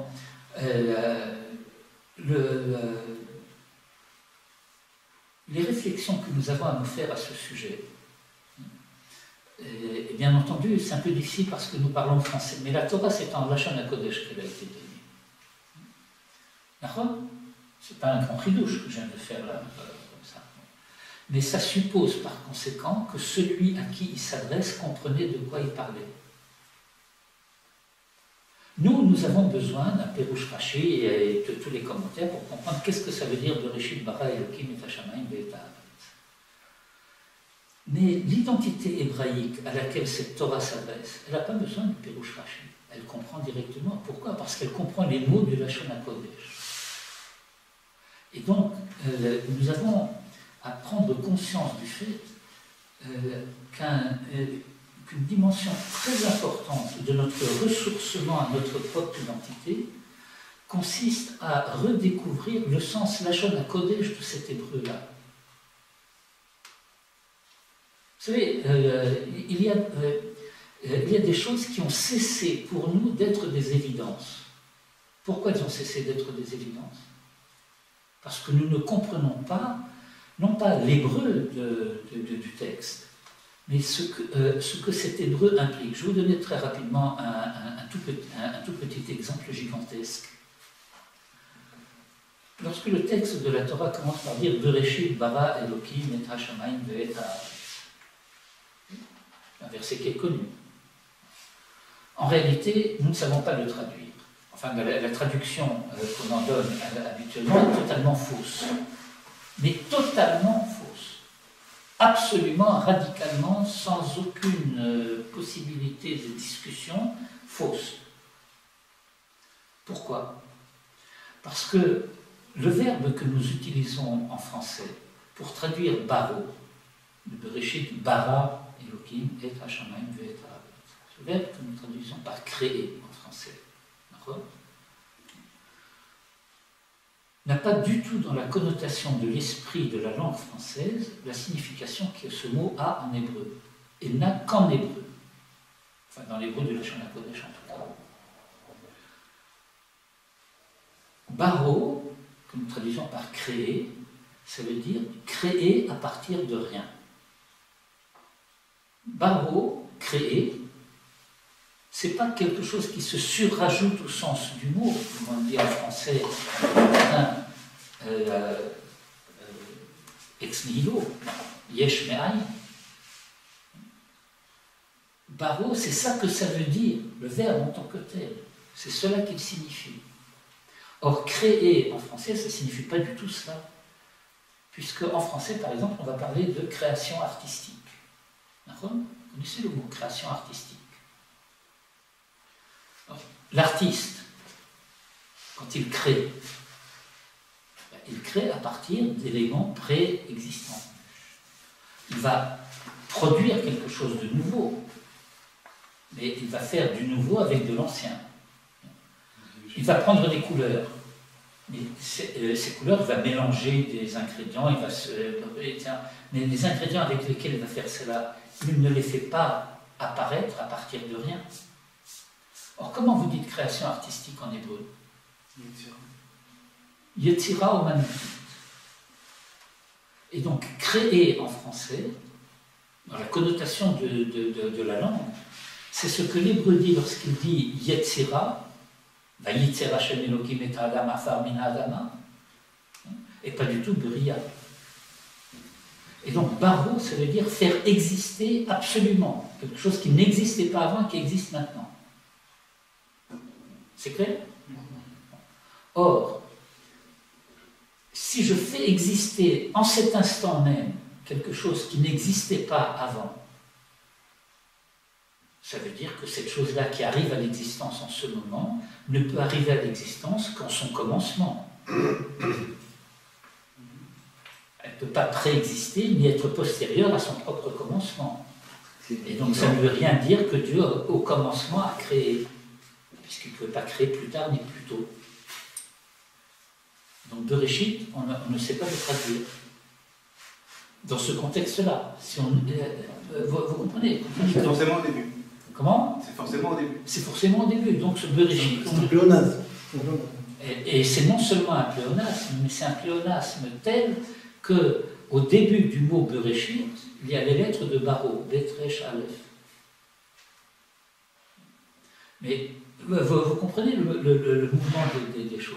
Et donc ça veut dire que par le simple fait que nous n'entendons pas ce que le texte nous dit en Lachon HaKodesh, il y a des déplacements de sens extrêmement graves qui se produisent, parce que quelque chose qui a une signification capitale pour toute la suite du récit de la Torah devient de la littérature de conte de fées.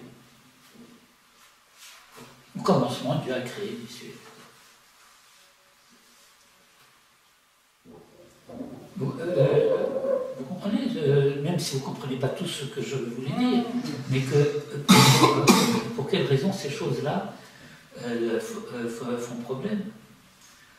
Et alors je vais quand même vous donner un commencement de réponse, puisqu'on parle du commencement de cette chose-là. Et bien, ce que le texte vient nous dire, c'est que lorsque Dieu a créé le monde, il a créé le monde en un état de commencement et pas en état d'achèvement. On pourrait dire, mais ça serait un peu de la littérature, mais c'est pas faux, que le texte vient nous dire que ce que Dieu a créé, c'est le commencement de l'histoire, et qu'il confie à l'homme l'achèvement. Et donc ne t'étonne pas du fait que le monde soit dans un état d'imperfection et d'inachèvement.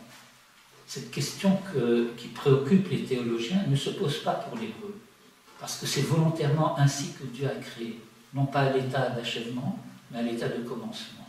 Bereshit, bara Elokim et Hashamayim ve'et. Et le Acharit, et bien ça, il l'a confié aux hommes. Mais vous voyez que d'emblée, dès le premier mot de la Torah, nous sommes avertis. Ce monde est créé, donné à une histoire. Et cette histoire sera ce que les hommes en feront. Alors, on dirait, à entendre ça, que le libre arbitre de l'homme va bien au-delà d'être juste Tzadik ou Racha. Pourtant, c'est quand même la vote, je crois, non? Que l'histoire de, en gros, on ne peut pas savoir s'il sera Tzadik ou Racha. Ça, c'est, il y a plusieurs textes qui parlent de ça. Maïmonide en parle abondamment dans les Shmona Prakim et dans le Perek de Sefer Hamagad, dans Ilchot Teshuvah.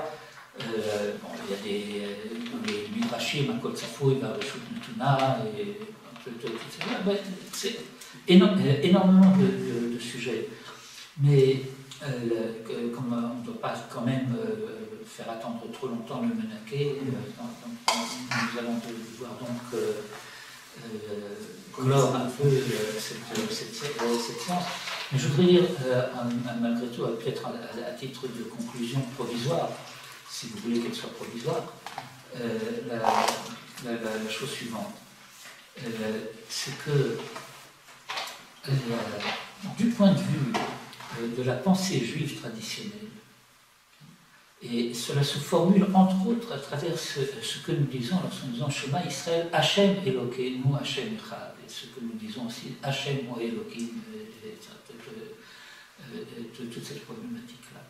C'est que pour la pensée philosophique générale, pour la pensée humaine d'une manière habituelle, le déterminisme et la liberté s'opposent l'une à l'autre. Vous comprenez ce que je dis. Pour la pensée juive, c'est tout le contraire. C'est que le déterminisme naturel est la condition de la possibilité de la liberté humaine. Parce que ce n'est que si je sais, grâce au déterminisme, ce que peuvent être les conséquences de mes actes, que je peux agir avec raison et liberté. Si je ne sais pas, si le monde physique, le monde extérieur est aléatoire, si le monde extérieur n'est pas déterminé par des lois rigoureuses, alors peut-être que si je prends ce verre et que je le renverse, l'eau va monter là-haut.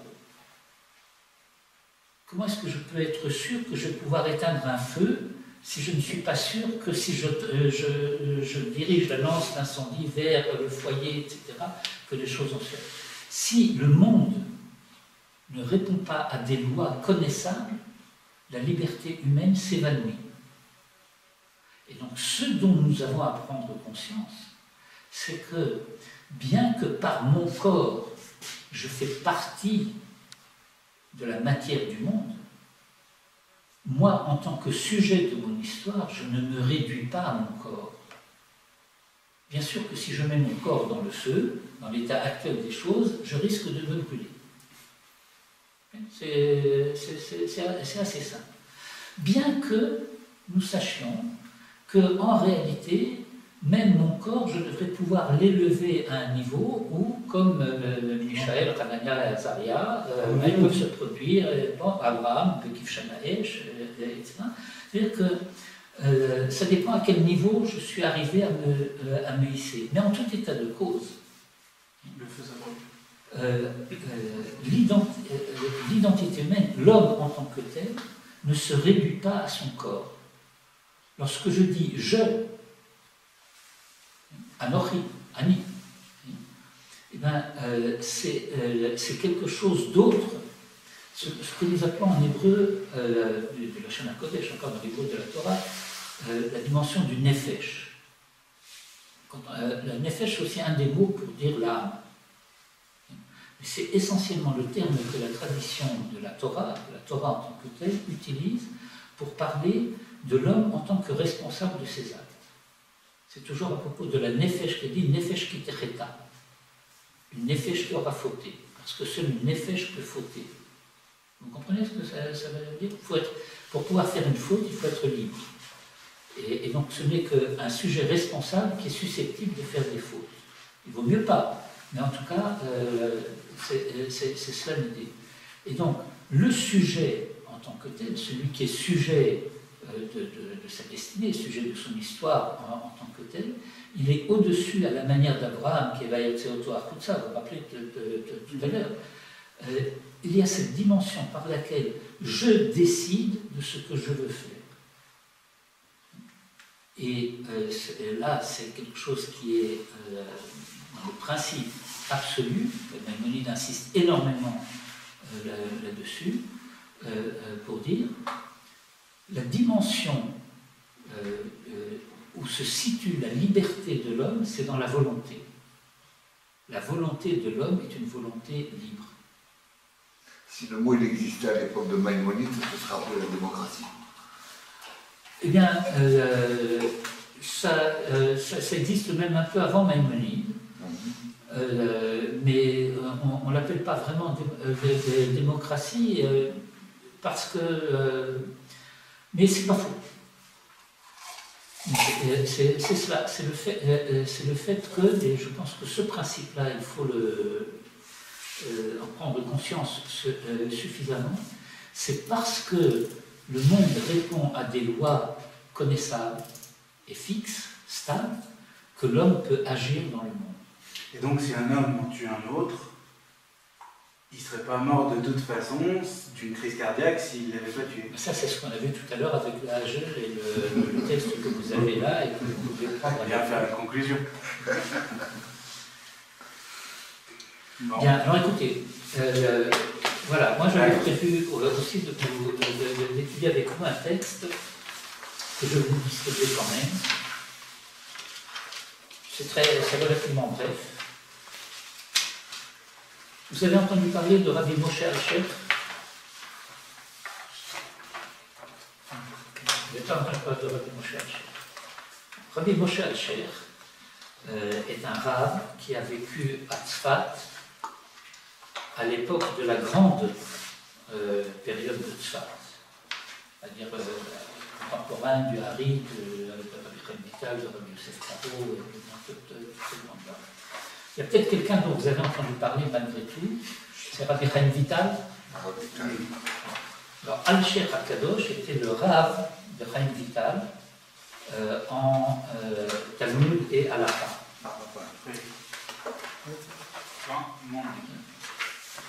C'était d'ailleurs une relation très intéressante parce qu'il était le rav de Rabbi Chaim Vital dans le domaine de la halakha et du Talmud, et son élève en Kabbalah. Il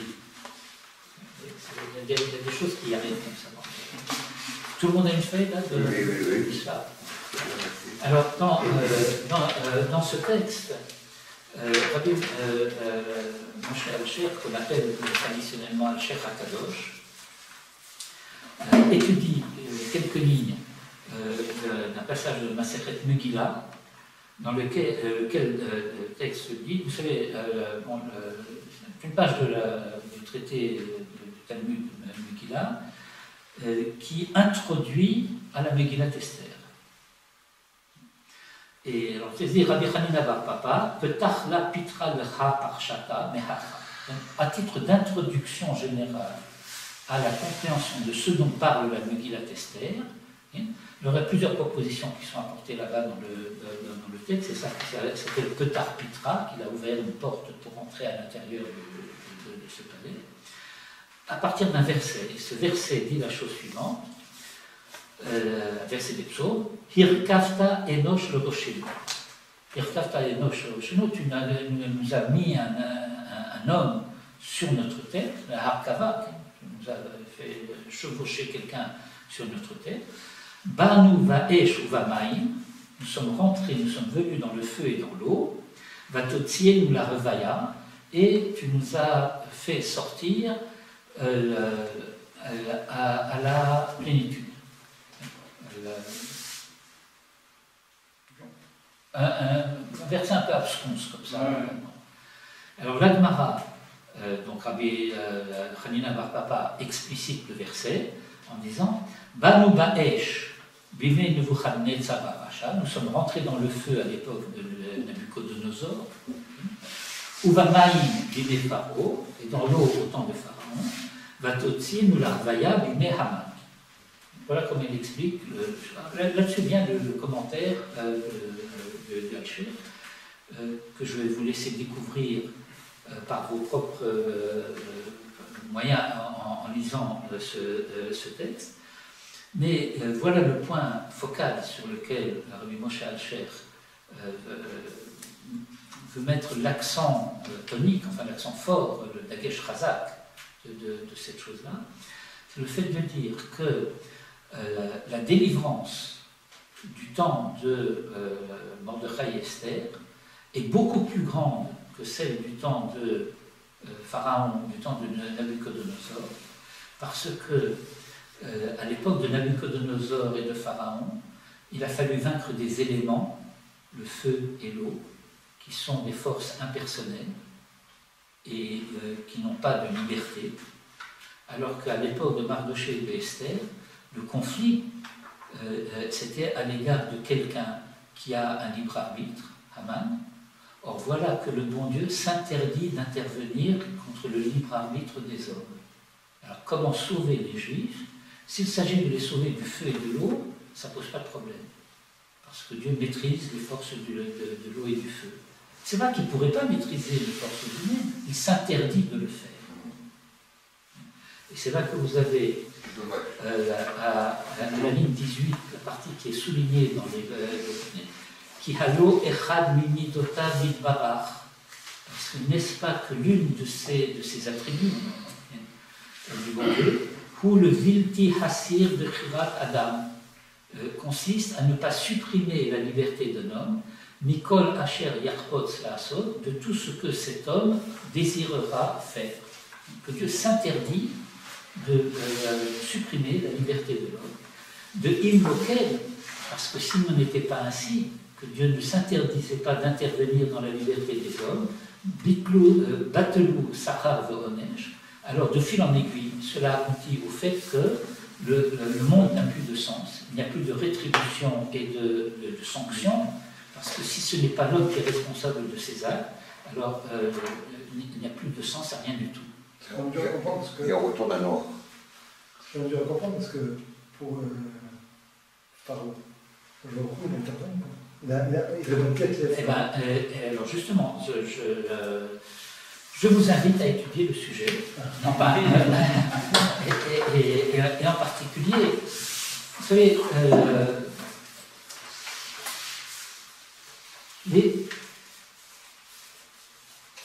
les sujets que nous avons abordés ce soir, avec tout ce qui reste encore à aborder, a cette particularité d'être simultanément extrêmement simple et extrêmement compliqué.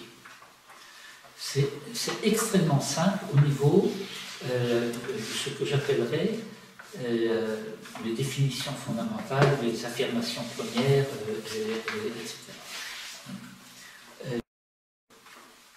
Ça veut dire, disons, d'une manière générale, si Dieu voulait forcer Pharaon à faire quelque chose, eh bien il pouvait le forcer. Mais il n'a pas voulu le forcer, il a voulu que ce soit Pharaon lui-même qui finisse par faire ce qu'il voulait de sa propre liberté, de son propre chef. Et par conséquent, bon, je vais le dire d'une manière peut-être un petit peu trop rapide, mais enfin malgré tout.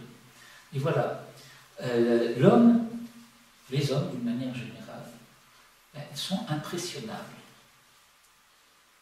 Il y en a qui sont plus, il y en a qui sont moins, mais les hommes sont impressionnables.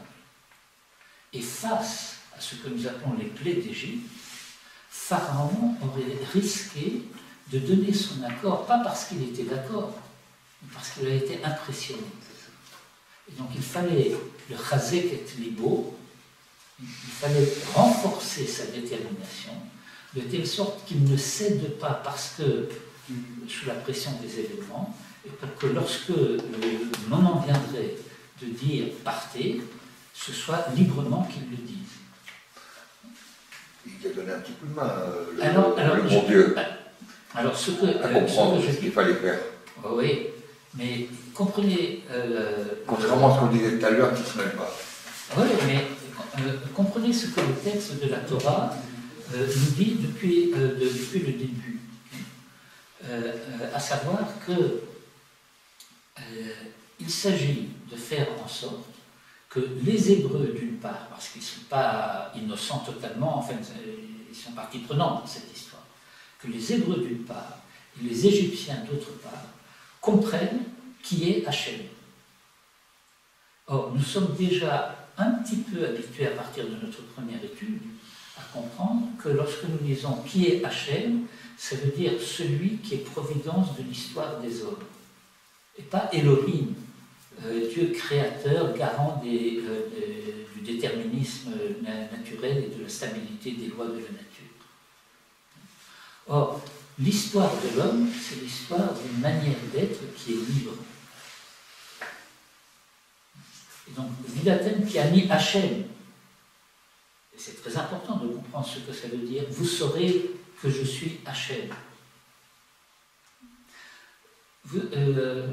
J'ai terminé sur une note peut-être un petit peu dure, mais enfin, j'imagine que les uns et les autres, vous connaissez cette tradition selon laquelle il y a 1/5 du peuple d'Israël qui est sorti d'Égypte.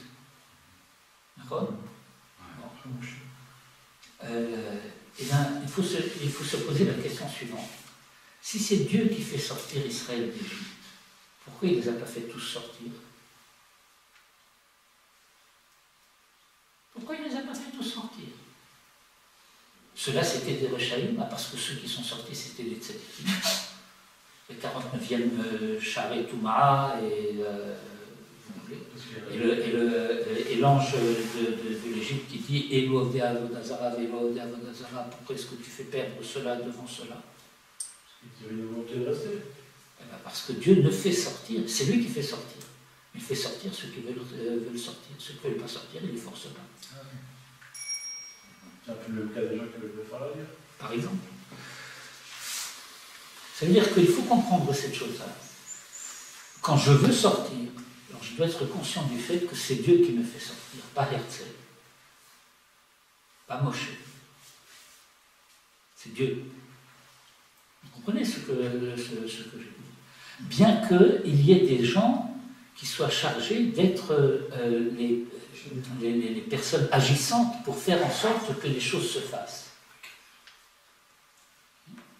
Mais en même temps et simultanément, ça c'est un petit peu ce que je vous avais dit tout à l'heure, qu'il faut être conscient et sensible à ces nuances-là, que rien ne se fait si Dieu ne veut pas que cela se fasse, mais qu'il ne suffit pas que Dieu veuille que cela se fasse pour que cela se fasse, il faut que l'homme veuille que cela se fasse. Alors,